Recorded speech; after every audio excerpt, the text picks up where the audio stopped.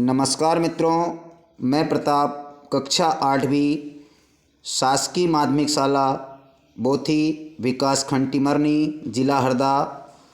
आज मैंने बिल्डथान के अंतर्गत आपदा प्रबंधन में अतिवृष्टि से फसलों को बचाने हेतु यहाँ पर एक मॉडल के रूप में तैयार किया है, जिसमें कि वीडियो के माध्यम से मैं यहाँ पर मॉडल की विधि आपको बताने जा रहा हूँ।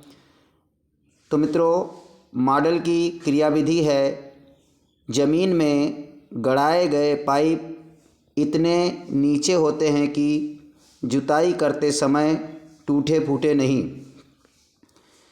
सभी अंडरग्राउंड पाइप ऊपरी सतह पर छिद्रित होते हैं। इन छिद्रों का व्यास लगभग 1 सेंटीमीटर होता है। वर्षा का जल रिसकर इन छिद्रों के द्वारा पाइप से जाता है। पाइप से यह जल चारों ओर लगे निकासी पाइप में चला जाता है।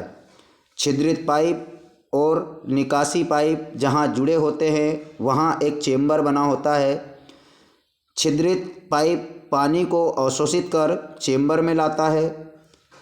चेंबर से जुड़ा निकासी पाइप की सहायता से पानी खेत के बाहर कर दिया जाता है, जिससे पानी की जल आपूर्ति संतुलित बनी रहती है।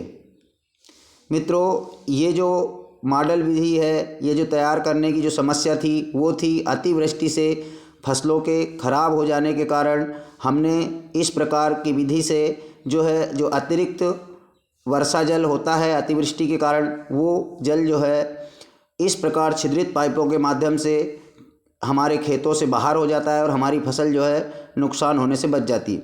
अब हम यहाँ पर प्रोजेक्ट के लाभ के बारे में अगर बात करें तो वर्षा जल की मात्रा संतुलित बनी रहती है, जिससे फसलों की जड़ें खराब नहीं होती।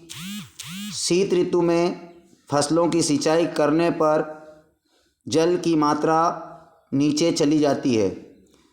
इस प्रोजेक्ट की सहायता से निकासी पाइप को जल स्रोत कुआं या बोरवेल में जोड़कर पानी को पुनः उपयोग भी किया जा सकता है। साथियों, जिस प्रकार यहाँ पर मॉडल तैयार किया गया है या ये जो मॉडल विधि बताई गई है, इससे जो हमारा भूमिगत जल होता है उसमें भी वृद्धि होती है, क्योंकि जो वर्षा जल है वो बहकर नदी नालों के माध्यम से समुद्रों तक पहुंच जाता है, परंतु हम उस वर्षा जल को इस प्रकार की जो मॉडल विधि है इससे ज़मीन के अंदर अवशोषित कर भूमिगत जल को बढ़ा सकते हैं। तो साथियों, आशा है आपको हमारा मॉडल पसंद आया होगा। धन्यवाद।